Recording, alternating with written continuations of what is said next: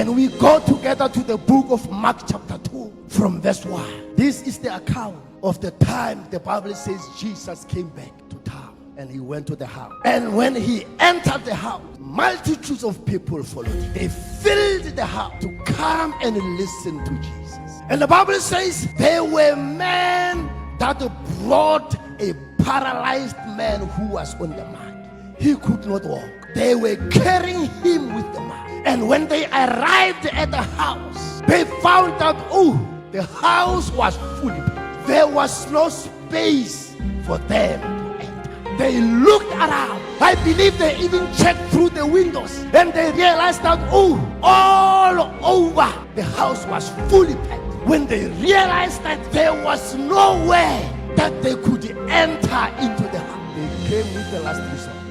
They climbed on top of the house. They began to work on the roof. Remember, these people, they didn't prepare their tools to come and do the construction. No one of them had any tools. The NIV version says they begin to drill. They begin to drill someone's house. They begin to uncover the roof. After removing the tiles, they begin to dig.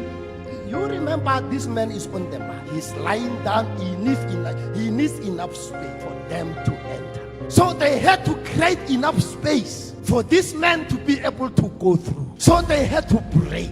Somebody's house roof was broken. I don't know, Baba Chico, in terms of the law, what type of charge were they supposed to get? Malicious damage to properties. Do you see the criminal offense that they committed? That is a charge in the law. And this is the crime that this man committed. You are still in the house busy talking to go. On top of what's happening?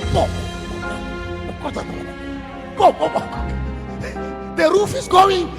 All of a sudden, when you are still surprised from the roof, they are lowering down the person. They've just destroyed your house roof. They've just destroyed your house roof and the rain is coming. Think of that situation.